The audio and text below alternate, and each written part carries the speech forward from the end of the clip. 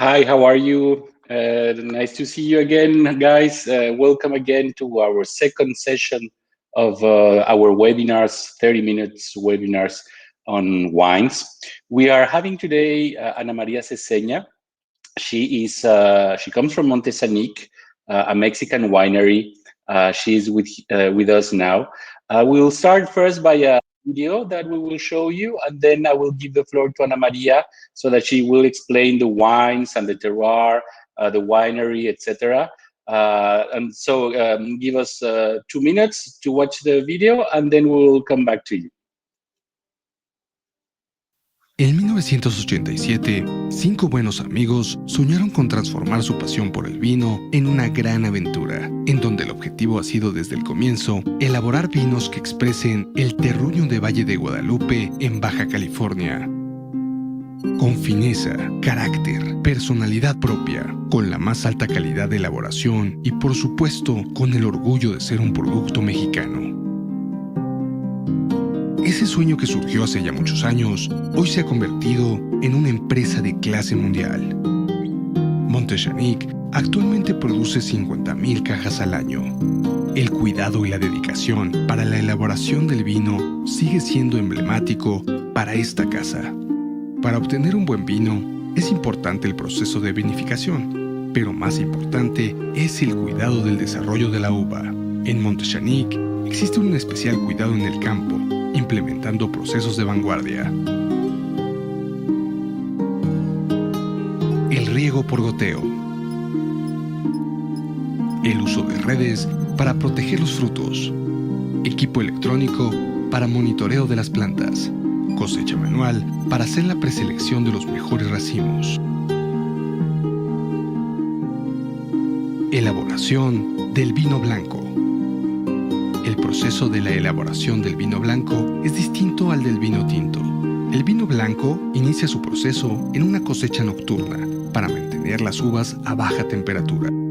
Ya en la bodega se carga en una mesa de selección en donde personal especializado elimina restos de hojas y residuos indeseables. Posteriormente, la uva se lleva a la prensa de membrana para la extracción del jugo de uva o mosto. Una vez obtenido el mosto, este se mantiene en tanques de acero inoxidable a baja temperatura, con la finalidad de inhibir la acción de levaduras nativas y lograr precipitar residuos sólidos. Al momento de aplicar levadura seleccionada, da inicio el proceso de fermentación. La levadura comienza su trabajo de transformar el azúcar en alcohol etílico o etanol. En este proceso, se vigila todo el tiempo la temperatura del tanque para obtener las características deseadas de calidad. Al término de la fermentación, se retiran las levaduras y el vino se estabiliza. Para el caso de los vinos blancos con añejamiento, la fermentación alcohólica se lleva a cabo en barricas y posteriormente se induce la fermentación maloláctica. Después del tiempo deseado en barrica, se filtra para obtener la brillantez deseada y pasar al proceso de embotellado.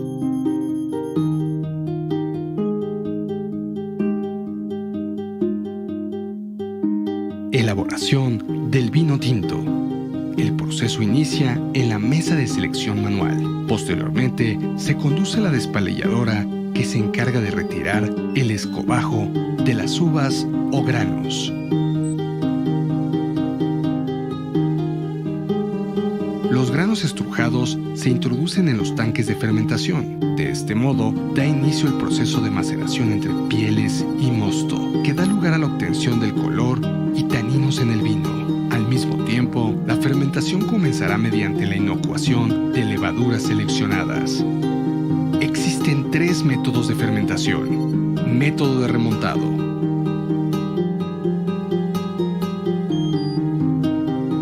Rotofermentador. Tanques de inmersión. Terminada la fermentación y maceración, se retiran las pieles del vino, así como la levadura muerta.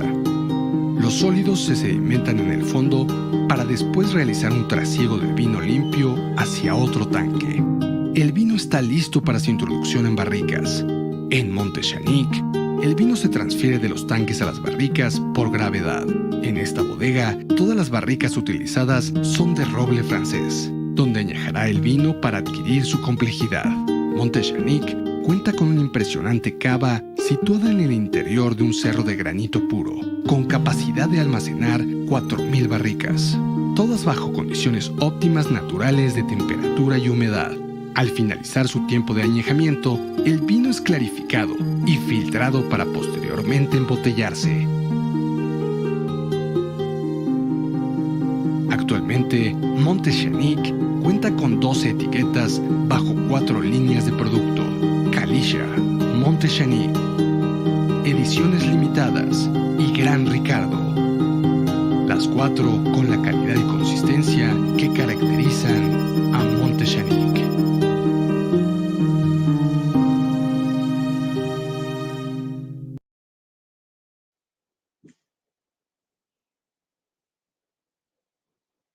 Wow, that's a very nice video. We have already with us Ana Maria Ceseña. She is live from the bodega, from the winery. Ana Maria, can you hear us? Hello, Sergio. Yes, I can hear you very, very well. Thank you. Thank you for inviting me to participate. And thank you, everyone, for connecting to this live storm session. We just watched a video which showed a little bit of our process and how we make our wines here in Valle de Guadalupe. And I wanted to show you actually a live image of the valley so that you could see what it looks like now. And so I'm going to show you a live image. It's a little bit of a cloudy, hazy day, but I think you'll be able to appreciate a little bit. Are you able to see this valley now? Yes. You have to enable the camera, though. Oh, I'm sorry. Hold on one second.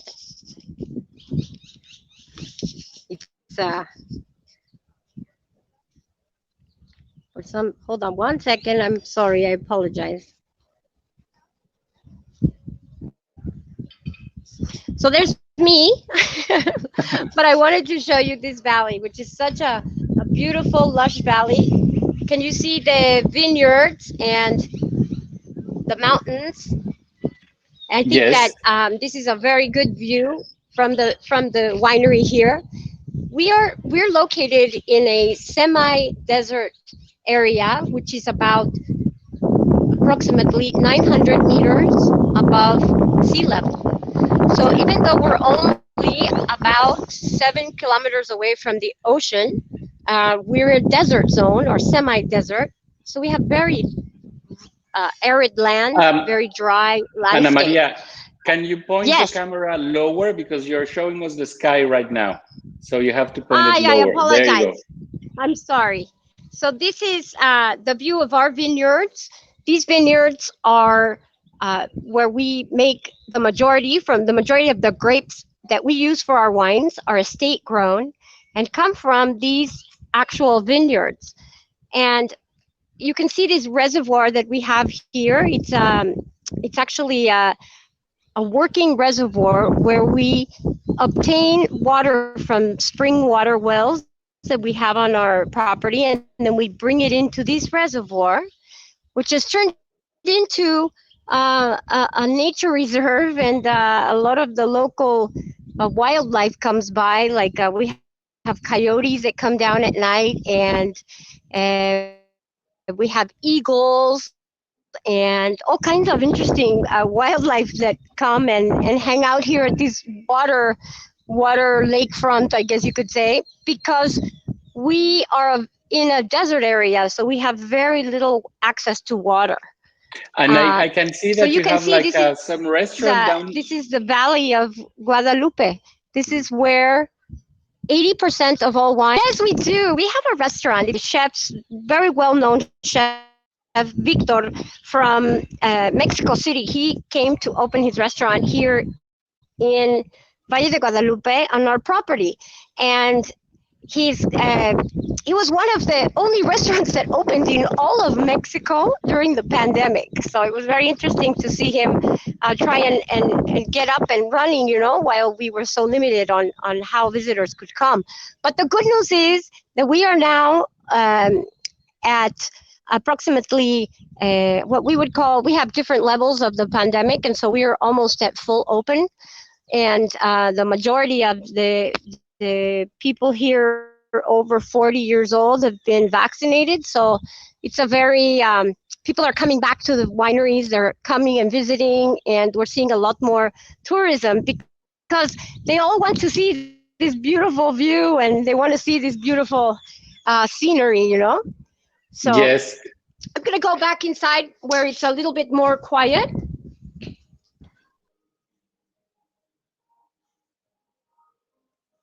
Oh, I think you Ana Maria, can you listen to me? Sorry, I think she got disconnected from the vineyard to the interior. So let's just give her 5 minutes that she goes back again to the Wi-Fi. So she's going to talk right now a little bit more of the vineyard, the philosophy, how they make the wines. We're going to go a little bit into the history of the valley, especially the Russian immigration that arrived in the valley a few decades ago. And we will then we will show you a presentation that we have worked with Monte Xanic that gives the full view of the spectrum, so to speak, of their wines and how they make it, and just basically the people and the vineyard and the wines. So let's. I think she's coming back again into the winery, and let me start putting the presentation so that when she comes back, she starts directly with it. So sorry, maybe sometimes we're gonna get disconnected. As you remember from the last time, we're directly with them in their vineyard. So these remote locations, sometimes rural, it's not so easy for them to connect. So they're making the effort to talk with us with this new technology. So just give her a minute so that she can come back.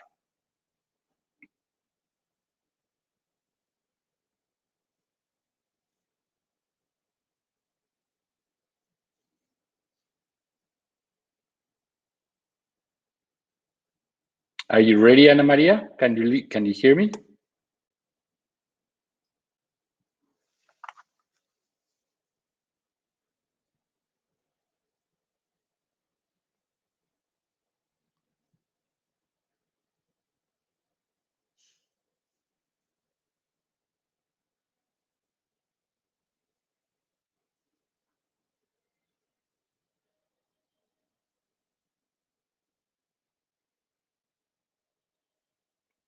So Claude is asking about the desert and the terroir.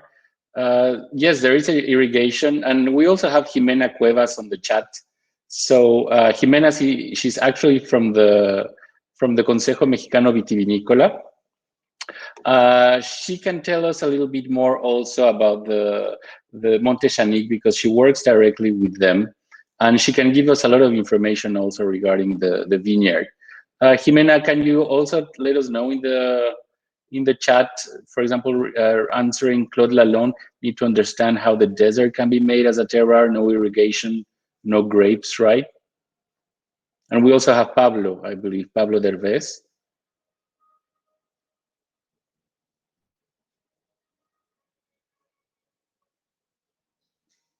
Oh, there we have. She's coming back. Sorry, guys, for this, but it's a long way to Baja California.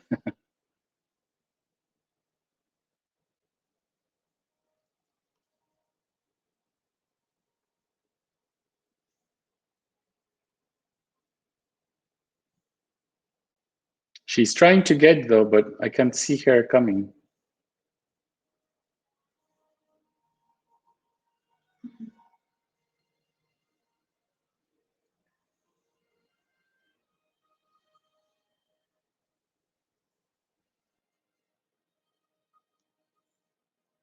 Okay, she's getting ready to come back. It means she got some signal.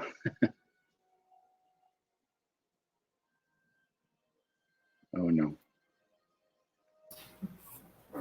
Ana Maria, you're back. I apologize, but now we are up and running. We are good. I'm connected from a different source of Wi-Fi that will be much more stable, so we can chat and I can tell you all about the winery and more information. I wanted to share the first thing was the valley so that you could see live what it is, the environment and the terroir, and how beautiful it is here in Baja California. It's only about an hour south of the border with the U.S., with San Diego, to be precise, and yet it feels like we're in a whole other world because it's so rustic and very the terrain and the area is very I guess you could say very rustic. You know, it's a no man's land, and even though there are many different wineries here. There are over 100 actually registered in Valle de Guadalupe. We were the very first boutique winery. And what it means to be boutique to us is to have the utmost quality in our products. And the way that we produce our wine from one vintage to the next is using a lot of consistency to the point where the grapes will allow us. And also being able to maintain our consistency in our wines with quality measures. So we tend to be a little bit more, we like technology, we've embraced it fully, and not only in the winery, but in the vineyards as well. So I showed you a little bit of our vineyards and the vineyards that are near the estate. We have vineyards in all of Valle de Guadalupe, so in many different areas, and also up in the mountains in a higher elevation. Where we can grow different types of grapes, some that are a little bit more, that they like the cooler weather. So we do have some in a higher elevation. But the most part are here in Valle de Guadalupe, and here near, very close to our winery. So, okay. Sergio, I know you have some questions, and I would love to answer them. And we can start if you want with the presentation that we had. Yes, So just to basically guide us a little bit through the discussion. And you were already talking to us about the Valle de Guadalupe, Baja California. So is there something else you would like us to tell us regarding the soils and the grapes you grow, the way you put the wine into the barrels? Yes, so I think it's important that people remember the fact that we are a soil that is a rough terrain. So our vineyards are composed mostly of decomposed granite and sand. So in some places it's a little bit more of a crumbly type granite or a sandy mix as well.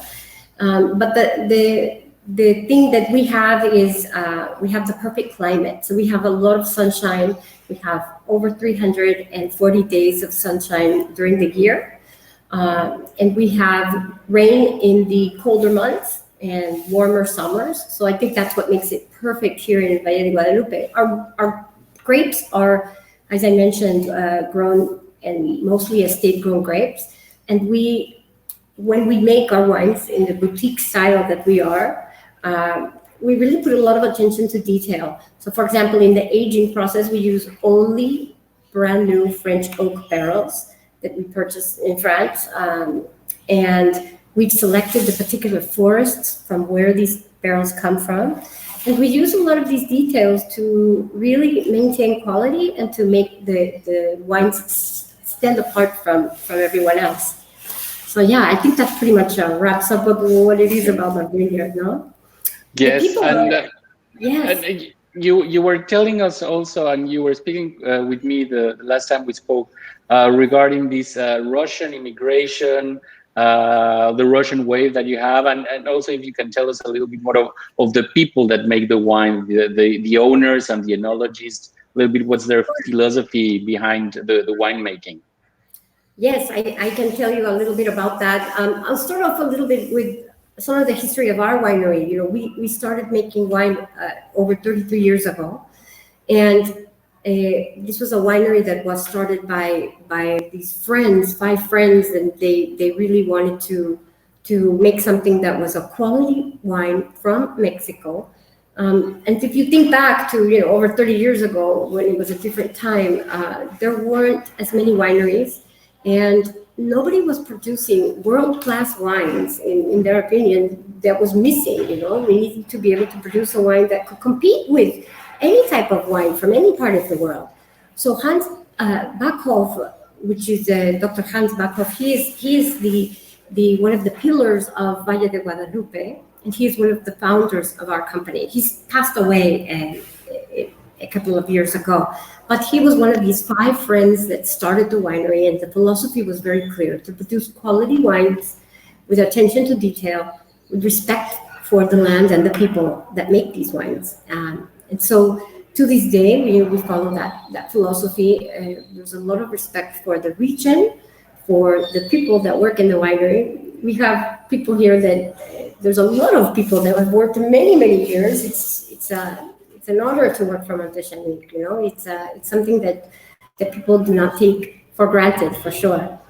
And now the company has passed. There's a second generation. So Hans Backhoff Guerrero, which is the son of Dr. Hans Backhoff, he's now taken over our company and is our CEO and manages the business. He obviously inherited the company from his father and his way of thinking, and what he's done is been able to incorporate a little bit of an updated view of making wine. So continuing to use a lot of the technology and really allowing the people that work on the winemaking team to be creative, to work in a way that enhances and takes the best of the wine and what the region has to offer and put it into a bottle. So that's a little bit about our company. The Russian aspect is fascinating because in the early 1900s, about 80 families from Russia came, and they were a group of they were Christians, and they were different than the Orthodox, and they wanted to live a peaceful lifestyle, and they came to Mexico, and they started living here in Valle de Guadalupe. They were growing grains mostly, and that's how they bought land, by growing. They were into agriculture, so they grew lots of different crops, and mostly grains and grapes as well, and olives. And so to this day, there are some Russian families that are here, still living here in the Valle de Guadalupe. Some of the vineyards that we purchased, we bought from one of the Russian families, the Bivayov family, which are very well-known family here in Valle de Guadalupe. And so actually we've named one of the streets in our property, it's Bivayov Street, as a tribute to these Russian families who were the founders, or some of the founders of the valley here. So it's just a little bit of interesting how somebody from another culture came and they adapted, and they have passed on their traditions, and it's just an interesting view to have this Russian influence here in Valle. So I thought that was interesting to mention. Yes, totally. That's a very interesting fact. I didn't know, so I don't know if our friends in the audience knew, but I had no idea there was such an influence of Russian immigration on the wines in Baja. Ana Maria, we have here these varieties of wines that you have been producing, some of them with a lot of medals. Can you tell us a little bit more what kind of wines you're searching for? Where are you heading into the reds, into the whites? Tell us a little bit more about your varieties.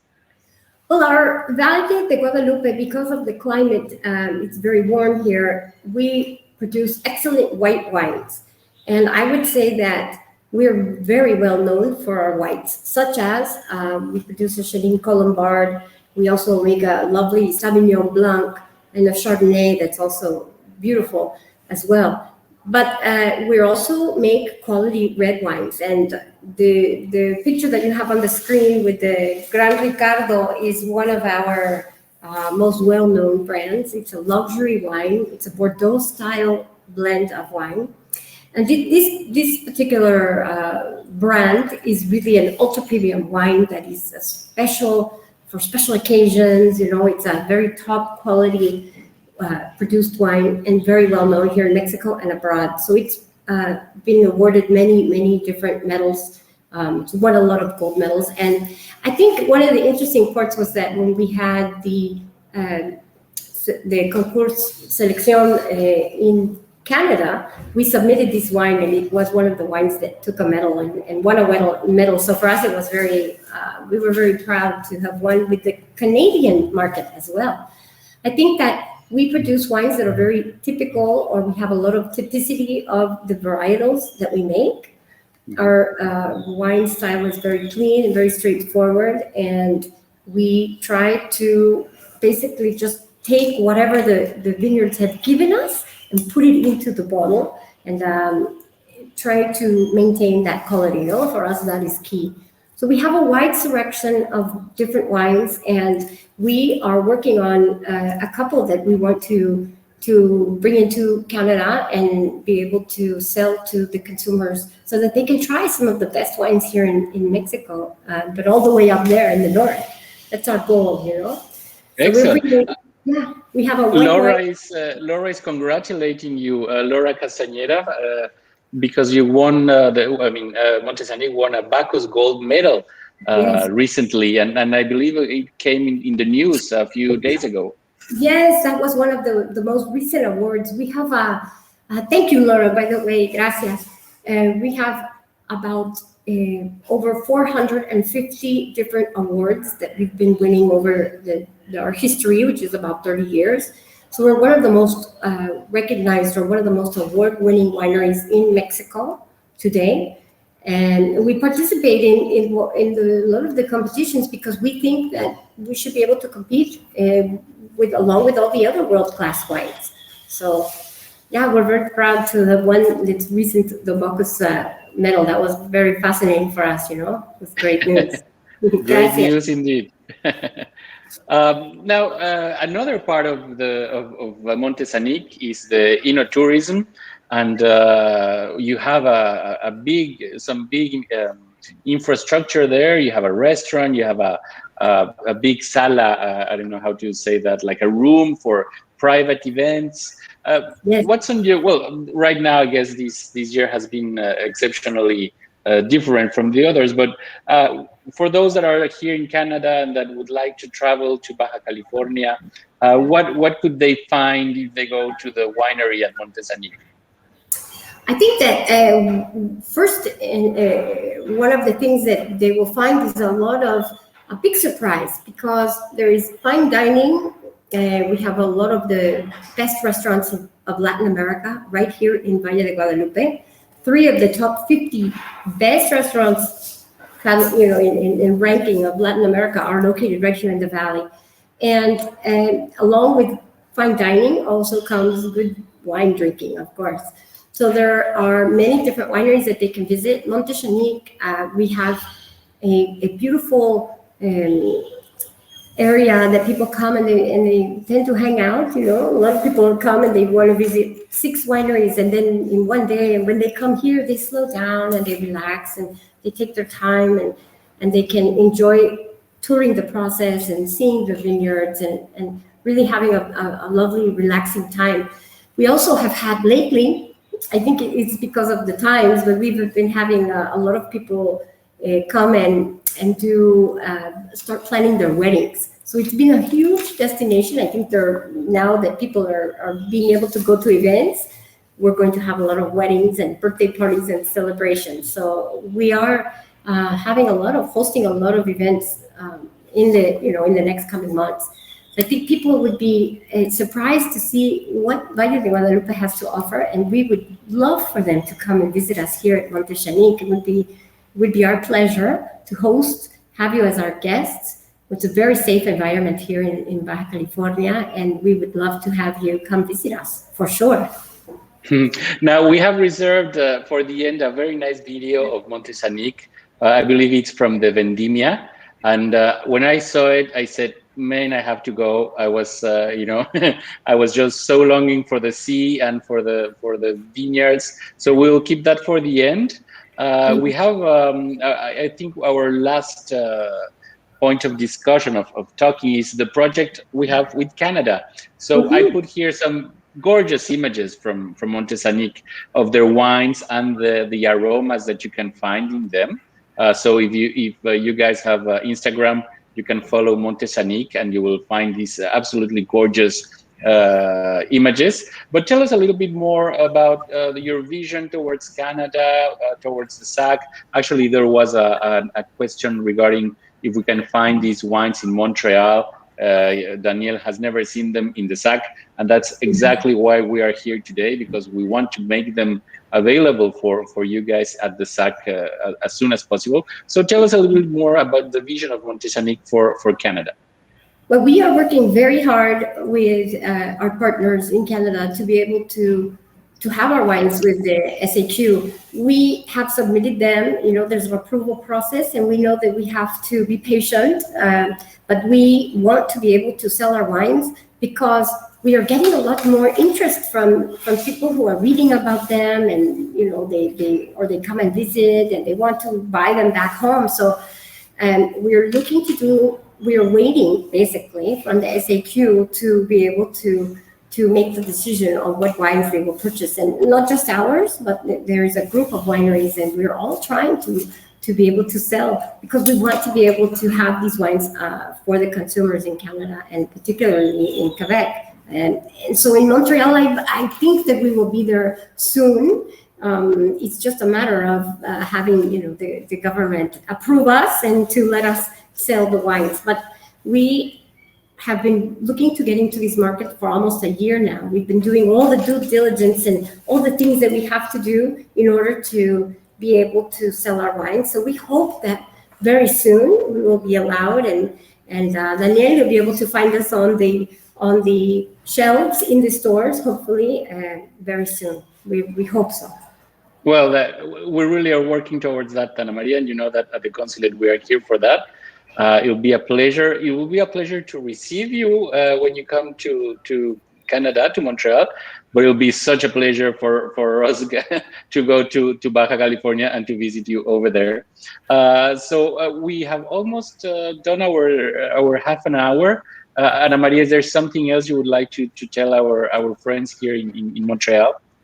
Well, first I want to thank everybody, because it's been a pleasure to be able to chat a little bit about the region, about Monte Xanic, and share some of the information that we have. When our wines become available, we would love to be able to have you try them. And if you do come to Mexico, please come visit Monte Xanic. We would love to have you here and be able to host you as you deserve. So muchas gracias for your time and for your participation. We appreciate it. Muchísimo. Gracias. No, thank you to you, Ana Maria. And we will just finish with the video I told you guys. After watching this video, I'm sure you will want to go to Monte Xanic. It's amazing. Thank you, Ana Maria, so much. And this is one of the many, I hope, events we will be doing. And hopefully, in the near future, we can do some, physical, real events, not only Yes, virtual. And I am so grateful that you took the time to show us the vineyards and the valley. It was really nice. And thank you also to you guys for following us. Remember, next time we will have another winery in Mexico, also from Valle de Guadalupe, is Concierto Enológico. So we will be speaking with Concierto Enológico next Wednesday at the same time, 5 p.m. And again, thank you so much, Ana Maria. And I will finish with this short video.